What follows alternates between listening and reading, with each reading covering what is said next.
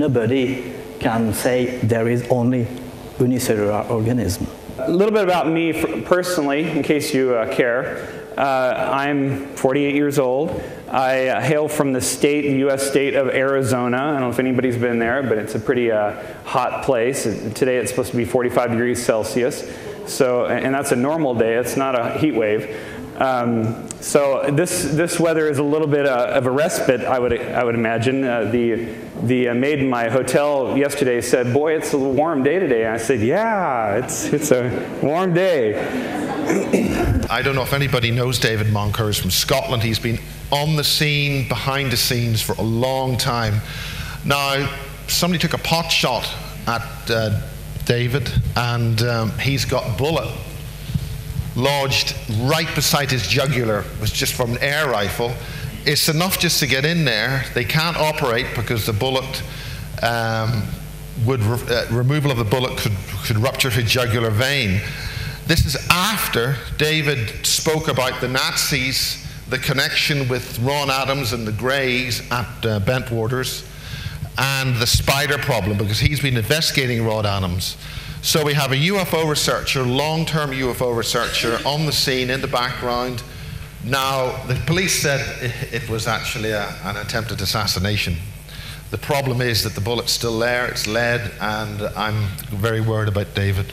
We've got to really start thinking way seriously outside of the box. The human being, the human soul, human beings being manufactured, what you put into the programmable life forms, how you control programmably generated manufactured life forms and false DNA. It now turns out that it looks like Barry King's father, who was British military intelligence during World War II, first encountered extraterrestrial biological entities in the concentration camps, while the British progressively took over these camps during the end of World War II. So there is a really strong connection here with genetics, programmable life forms, the soul level, human reprogramming level of the actual human essence of what you are. I am an entrepreneur, actually. That's my calling. That's my occupation. So that kind of doesn't mix well when you tell people that you've written a book about contacting aliens, because they automatically think, oh, okay, he's an entrepreneur and he's trying to make money off of it. That couldn't be farther from the truth. I'm fortunate enough in my regular business to be one of those 1%ers. I've done well on my business and in business endeavors and entrepreneurism. I own several businesses. The sales of this book impacts in no way my income. So I do this because I want people to understand what's going on. I want to put my piece of the puzzle out into the big story about this, and I just want to raise awareness. So I just want to get that out of the way. I'm not doing this for the money. There is no way. Actually, it impacts my life negatively in the entrepreneurial world, in the business world, because as you know, you kind of get a stigma if people know about this. So if anything, I'm hampering my ability to make money with this particular story, releasing my story. So I would erase that from your thoughts if that's one of your thoughts. I know people hate to be pigeonholed, but would you describe yourself perhaps as an exopolitician? Well, no, not really. I mean, I'm just somebody who tries to approach everything with an open mind and evaluate whatever topic it is based on the available evidence. And that can be, a topic of UFOs, it can be a topic of 9/11, a topic of cancer cures, and so forth. And I just try not to just automatically accept the existing belief or existing assumption, and look at my own assessment of the evidence to find out what conclusion I come to. And in many cases, you end up coming to a conclusion which you would be labelled, as a nutcase or something, and if that's the case, then fair enough. I know I'm not a nutcase, so, but I'm prepared to argue the points of evidence with anybody who wants to listen. But unfortunately, many people don't. Cherry on the cake would be a letter where we have information about another planet beyond Pluto. And we have this information in 1979. And in 1979, no astronomers have ever seen any planet beyond Pluto. So they say, you have a planet beyond Pluto, and you can find it there. So in those letters we can find such information, very accurate. So that is the information we get, and in those letters we got also some information about the spaceship, and we have great information about the way they are able to travel and what is the principle of physics and cosmology that we need to travel in the outer space. So what's wrong with broadcasting? Broadcasting, basically, it's the type of transmission that we're using, because what seems to be happening, some people are beginning to wake up about the history of civilization and broadcasting. My interest is that there was a dramatization of the threat against pirate broadcasting and what happened at the very early start of broadcasting, when the BBC started transmitting as a British broadcasting company, and when Radio Ham started broadcasting. The initial way that we transmitted was with a spark, dots and dashes. That was a scalar burst of energy, as opposed to EM energy. You said something about carrier waves. The carrier waves, we find that one of the simplest forms of broadcasting is AM radio. Right. And we find that AM radio also carry telepathic waves very easily. Okay. And for instance, one of the first uses of transatlantic satellites was to transmit brainwave transmissions from the United Kingdom to the United States and back again. So there must have been some kind of experiments involving the transmission of mind waves or brain thought waves, right, which piggyback onto the carrier wave of the main transmitter. Hang on. Now, what's that, a Marconi sine wave? Well, that's the reality intrusion. We just heard something which stopped us talking about what we're talking about. Since I released the book in the late 90s, nothing has changed other than, there's one little update that I'll give you, but other than that, and I did update the book and put that in there, but other than that, nothing has changed, so I don't want to continue to rehash the story over and over and over and over again, looking like I'm digging gold from it. But I accepted Anthony's invite because this is the first time that I've ever done it outside the United States. So I thought it was a great opportunity to bring my story to another audience overseas. Hidden amongst the high strangeness of the UFO issue is a key element for our next stage of evolution. And sounds quite hyperbolic in a way, a complete transformation in how we see ourselves. At some point back in history, we had a direct link to the gods, and this was a situation that came about by some form of shared universal language and a form of telepathy.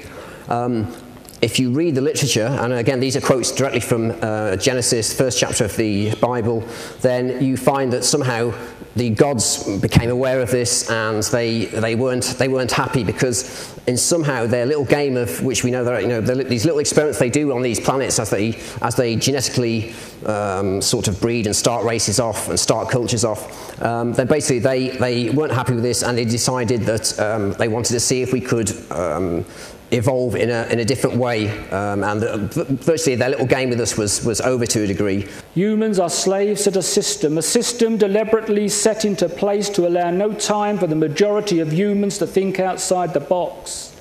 They are either struggling, looking for a bowl of rice to feed their family for that day, or are working hard to pay the mortgage and the credit card bills, while the fat cat bankers and echelons of the huge industrial giants award themselves sums of money that are beyond our understanding. This is a self-defeating system and will eventually destroy itself. Taking and not giving back at any level is an act that will always return to bite the sender with rabid, gnashing teeth, creating open wounds that will take millennia to heal. This is a spiral out of control and has been for a very long while. Cataclysms have barely recovered from other failed attempts in long times past, when these same controllers cavort the dark side of greed, power and manipulation. Cyclical environmental changes, possibly activated or helped by group mind, will unleash the forces of nature upon this earth, which will remind the memory, locked into our DNA, of similar catastrophic events when land descended to the ocean floor, allowing new land sunken from the past to rise once again. You must open your mind, I was told, before it is too late. How do you think you will react when faced with the knowing that you have trapped yourselves? It did not have to be this way. I looked behind them at the glowing sphere of light as it radiated down into the field, lighting up the blades of crop, turning them into silver icicles. The two men from the stars, looking serene and knowing, continued. You are fast heading towards the final stages of your transition. Energies are approaching from somewhere near the centre of your galaxy that will give you the opportunity for change. The opportunity to shift your awareness and your eternal self into a higher dimension, a higher frequency, where you will find new horizons and become part of a much larger family and play a much more responsible role in the unfolding of this universe. You're a part of a project called Project Preserve Destiny, and you're going to be learning or uncovering ability that you already have to communicate with an alien race. He said, as a result of alien contact that the military had in 1947, or the government had in 1947, in 1961 we started a project called Project Preserve Destiny. And you are a result of that project.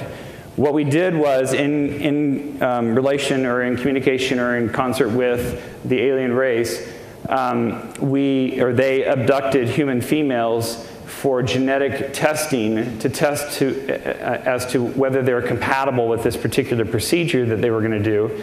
And so they started to select their targets, and then they tracked those targets over time, and when they became pregnant, they would abduct them again, the ones that they selected that said that they were optimum for this procedure. Once they became pregnant, they abducted them again, and then the fetus was manipulated, their genetic makeup was manipulated so that they had a heightened ability of this particular intuitive communication ability. In the future, there was going to be an electromagnetic communication outage. All electromagnetic communications, electronics, everything were going to be wiped out. And so they're going to need this network of people who were able to communicate intuitively across the world so that world leaders and the military and everybody, they can keep a kind of a command and control, because as you might imagine, if that happened, there would be pandemonium. I mean, the world would just, there would be rioting in the streets more than there is today. The school that I was going to go through was the school to uncover this ability. And I wouldn't be able to use it unless I went through this school and they did the things that they did to bring it out in me. Aliens, are they good or are they bad? Or I think it's a mixture. I think that you've got STO ETs, which are service to others, and I think you've got STS ETs, which are service to self. And part of the stories that we get is that they did a deal with the wrong ETs. The governments after Roswell, during the war, were given all this technology, and in return for the technology, they allowed the ETs to do experiments on humans, abductions, but that program seems to have finished. The abduction one seems to be pretty much at an end, that people aren't getting abducted anymore. Or have I got that wrong, Kevin? I don't know. Yeah, I think that program is at it. is at an end. Ireland essentially went through its transformation of its higher consciousness, initiated by UFOs coming down all across Ireland in the mid-1970s.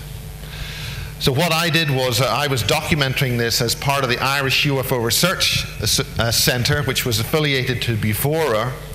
And so at the very early stages we captured this, we started investigating this. The aliens, or whoever these beings are, I don't like using the term alien, was they weren't telling you what to do.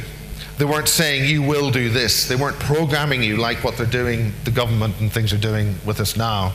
They were switching on your higher awareness.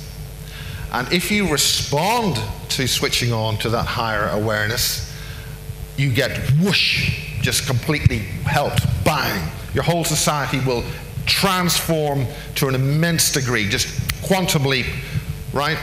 Ireland did that, and there's things going on today. For instance, we understand the Mossad Israelis are trying to dig up certain artifacts in Ireland because Ireland holds certain secrets that they've kept secrets for a very long time. I've had some people who kind of stay away from friendship because of it.